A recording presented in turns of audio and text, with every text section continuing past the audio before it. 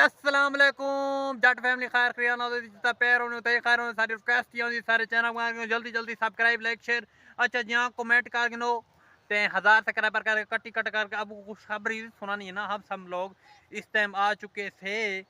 ते गंदम दे नाल बिल्कुल ते तो गुड न्यूज़ एडी देवा खुश खबरी एडी सुनावना ला थोड़ा अकड़ हैरान थी मुझे बस मैं दूजी चौथी बार एडी खुश खबरी थोड़े वास जली पिया उन दोस्त को सुने ना ते थोकू नाल ना सुने ना वका हाल दे मरे हाल दे कोई गलत गाल थी वे ते कटे सा जब वीडियो मरे ओ मरे ओ मेरा दोस्त शर्म करता है वीवर ओए शर्म न कर यार टाइम का यार नहीं लाए वे थी जट फैमिली देख दी पई था इतने लोग लखन लोग दे पान यार शर्म नहीं करना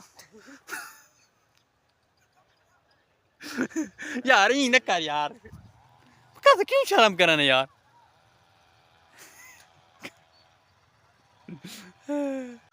जट फैमिली मैं तो गुड न्यूज़ आप तो न दे सकता हूँ मेरा दोस्त शर्म बिल्कुल की थी बैठे कैमरा तो बिल्कुल साया की थी बैठे ठीक है ना ते टाप अप तो सारा यो ही वीडियो दा था कि अपनी जट फैमिली नाल शेयर करे तो दोस्त नाल शेयर करे तू ओ बस बाद विच तो पता लग वे सी ना जितनी बड़ी खुश खबर है ना आने वाला वक्त सारे व्लॉग नाल बड़े जुड़े रामने ते थोकू यक्का पता लग वे सी थोड़े बाद बड़ी खुश खबर है बस इतना मेरे समझ आ गई है जट फैमिली थोड़े वास्ते बैड न्यूज़ है हिक पासू गुड न्यूज़ है केरी बैड न्यूज़ है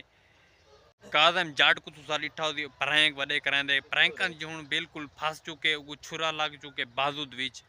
बिल्कुल ते मैं वीडियो ला खड़े सा वीवर ए जट फैमिली ए बिल्कुल व्यूज का मसला है सारा व्यूज का मसला है सारा प्रैंक है सारा झूठ है व्यूज मिलते पैन हुन मतलब है काज़म जट को वला नप गन वो जेरे पठान जोन ए बिल्कुल प्रैंक ने ए बिल्कुल झूठ ने सारी एमबी को जाया कराना जट फैमिली ठीक है ना तुसा मेरे ख्याल दे तुसा मेरे व्लॉग देखे करो थोड़े मुंडे की करो उन्होंने भी ते इन्हें बिल्कुल झूठ बिल्कुल मैं फजर को इन टॉप अप ते सारी वीडियो बड़े सा जेरी हकीकत हो जेरी झूठ होती ते मैं कन आज दा टॉप अप भाई का ना वीडियो था मैं ताकि तो गुड न्यूज़ सुने सा और मेरा दोस्त बिल्कुल शर्म की थी बैठे आने लग तो को पता लग वे थी गुड न्यूज़ केरी है इंशाल्लाह मेरे वास्ते बड़ी गुड न्यूज़ है मैं तो सुने सा मेरा दोस्त बिल्कुल शर्म की थी बैठे एक दस गिना इन बात खुशखबरी वाली गाल है ना समझा करो गाल बुला मिलेंगे नवी लगना अल्लाह हाफिज़ तक दो ना याद रखने ते तो पूरा पूरा दसे सा की मैं काज़म जट की थी वते सारे ना